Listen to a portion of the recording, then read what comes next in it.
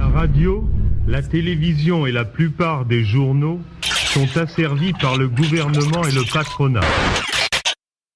En cas de brouillage, cherchez une noyeur sur votre cadran. Ici, Londres. Les Français parlent au français. Si la radio que nous connaissons aujourd'hui passe par l'écoute de podcasts, Internet ou se transforme simplement pour devenir numérique, cela n'a pas toujours été le cas. Pour arriver aux technologies d'aujourd'hui, la radio a dû passer par beaucoup d'étapes et surtout beaucoup de successions d'inventions. La radio n'a pas toujours été aussi libre qu'aujourd'hui. Dans cette série, nous avons évoqué l'invention de la radio et un bout de son histoire.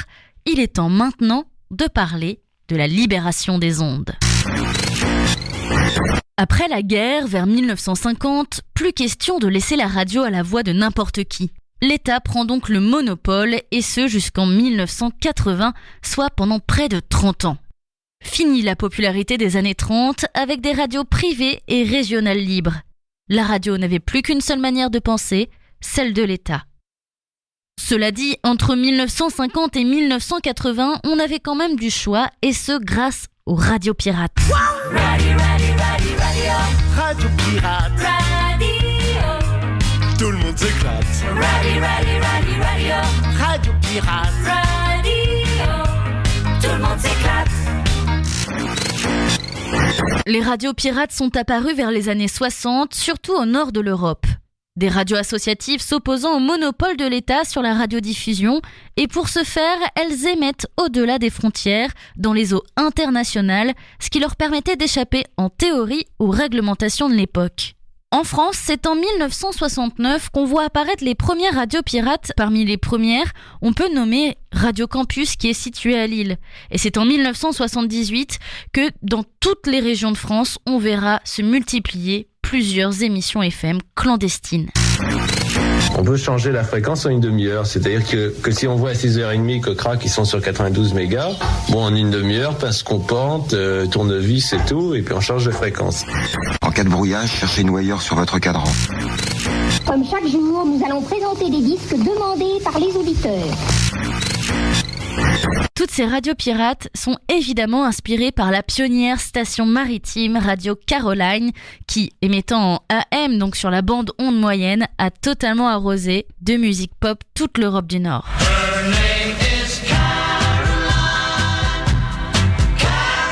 You're in line with Caroline on 199, your all-day music station. It's now exactly 9 o'clock. B-U-L-O-V-A, Bulliver Watch Time. Bulliver. Caroline Continental.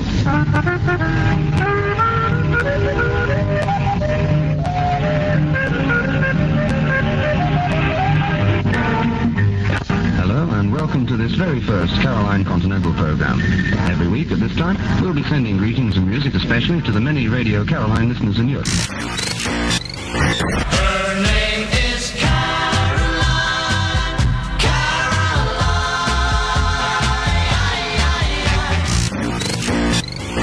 Durant cette même période, des déploiements policiers sont menés contre les émetteurs pirates français. Nous sommes alors sous la présidence de Giscard d'Estaing, les émetteurs tombent, les fréquences pirates se font totalement brouiller. S'ensuit alors une désapprobation générale et par conséquent une multiplication des stations. Entre 1978 et 1982, c'est une véritable guérilla des ondes qui est menée par plusieurs centaines de stations. Certaines sont d'ailleurs créées autour de luttes spécifiques. On peut prendre par exemple la radio Lorraine Cœur d'Acier, qui est créée par la CGT de Longwy pour protester contre la fermeture d'usines. La CFDT, elle, en parallèle, a créé la radio SOS Emploi. Les luttes prennent alors la parole et proclament la liberté d'expression face au monopole des médias par l'État. Puis, la lutte pour les radios libres s'intensifie. Quelques radios comme Radio Verte, Radio Ivre, Radio Ici et Maintenant et quelques autres décident même de créer l'Association pour la libération des ondes, autrement appelée ALO. L'association fait alors réaliser ou adapter des émetteurs FM bon marché et puissants par des techniciens, multiplie les contacts internationaux avec les radios légalisées d'Italie et les pirates anglaises. Une rencontre internationale des radios libres est organisée à Longwy, rassemblant radios militantes et stations commerciales. Félix Guattari, militant d'extrême gauche et célèbre psychanalyste français, se sépare de l'ALO pour créer une fédération. Cette fédération, c'est la Fédération nationale des radios libres, autrement appelée FNRL. La Fédération nationale des radios libres est résolument hostile à tout financement publicitaire. Au même moment, l'opposition socialiste soutient le combat des radios libres pour la liberté d'expression sans pour autant promettre la fin du monopole. Néanmoins, la création par des militants socialistes de Radio Riposte et l'inculpation de François Mitterrand et de Laurent Fabius créent un précédent. C'est alors l'élection de Mitterrand en 1981 qui fera espérer à une libération des médias. Mais finalement, le brouillage ne cesse pas tout de suite. Certaines stations en sont encore victimes. Évidemment, les socialistes n'aiment pas tellement que l'opposition prenne la parole. Radio Solidarité ou Radio Courtoisie sont donc toujours dans la ligne de mire du brouillage. Mais ce ne sont pas les seuls. RFM continue également de se faire brouiller après 81. En plus, les premières propositions de libéralisation imposent aux stations indépendantes des puissances d'émission limitées à quelques dizaines de watts seulement et l'interdiction de toute ressource publicitaire. Alors les 4 conditions sont les suivantes. Premièrement, il doit s'agir de radios associatives disposant et présentant des programmes originaux. Deuxième condition, elles ne doivent pas constituer de réseau et respecter les lois sur la presse, qui n'ont pas toujours d'ailleurs été respectées dans la presse écrite ces dernières années. Troisième condition, la portée théorique maximum ne doit pas dépasser un rayon de 5 km autour du point d'émission. Et enfin, la 4e condition, qui est d'ailleurs la plus importante pour ceux qui ont déjà fait de la radio dans les agglomérations, dans les villes, eh bien, c'est l'impossibilité de financer ces radios-là à l'aide de la publicité. La maîtrise impossible des fréquences se traduit rapidement par des nuisances entre radios, soit à cause d'émetteurs de médiocre qualité, soit pour des réglages mal faits ou encore d'une course à la puissance. À partir de 1982, la bande FM devient l'objet de convoitises de groupes commerciaux et le gouvernement se doit de mettre de l'ordre et d'attribuer rationnellement les fréquences de la bande FM. C'est alors qu'une haute autorité de la communication audiovisuelle est créée.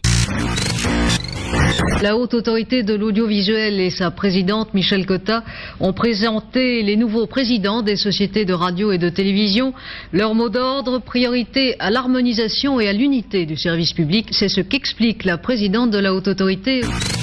Il était urgent, je crois, d'affirmer dès aujourd'hui 2 priorités. Premièrement, les chaînes ne sont pas concurrentes mais complémentaires. Elles ne sont pas rivales et si jamais elles l'étaient, c'était parce qu'elles doivent l'être dans le cœur du public. Deuxième priorité, l'audiovisuel français ne va pas aussi mal qu'on le dit. Il y a tous les talents, toutes les bonnes volontés, toutes les possibilités du monde. Notre enjeu est simple, les révéler tous aux téléspectateurs et aux auditeurs français et les révéler peut-être à eux-mêmes. En 1983, elle décide l'interdiction et la saisie de certaines radios libres, en particulier celles pouvant être d'inspiration plus ou moins libertaire, comme par exemple Carbone 14. Ah la voilà la belle émission. T'as perdu le moral, t'as perdu une jambe, ta femme t'a quitté, t'as perdu la guerre, écoute Carbone 14, la radio des schmardos. Embrasse-la sur la bouche, wop wop wop, comme font les fabulos. Embrasse-la sur la bouche, ça c'est du bon boulot. L'histoire de Carbone 14, elle est assez dure à croire parce que c'est incroyable. Il n'y a jamais eu de radio qui soit créée comme ça, vraiment. C'est-à-dire, pour recruter l'équipe d'animation, déjà, c'est une petite annonce qui a été publiée dans Libération il y a presque 1 an. Et c'est les gens qui ont répondu à cette petite annonce, qui étaient assez fous donc pour croire qu'on pouvait faire de la radio et faire la radio qu'on voulait en répondant à une annonce, qui ont effectivement fait Carbone 14. Ah, j'ai peur. Oh, je flippe. Oh, l'enfer. Ah, je meurs. Oh, je suis seule. Ah, dans le stress. Oh, l'horreur. Oh, je te... Oh, je suis laide. Oh, je me shoot. Oh, c'est bon. 545 31 38, vos plus gros fantasmes au 545 31 38, ceux qui, quand vous êtes tout seul, vous font vous... Et puis vous... Enfin, vous voyez ce que je veux dire, tout simplement. Bon, 545 31 38, allô? Du sexe. Du sang. De conneries. C'est la musique de Hardcore, l'amour en direct. Une émission qui a eu lieu le 20 février 82.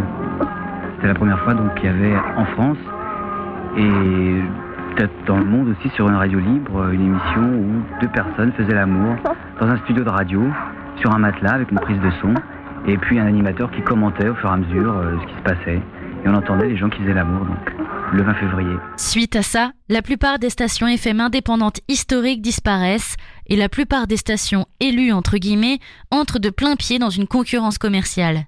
Cela dit, la haute autorité reste bancale. Ces règles appliquées sont souvent changeantes et imposent des sanctions discriminatoires entre radios pour les mêmes faits et souvent à cause du flou juridique qui plane encore sur les droits des radios.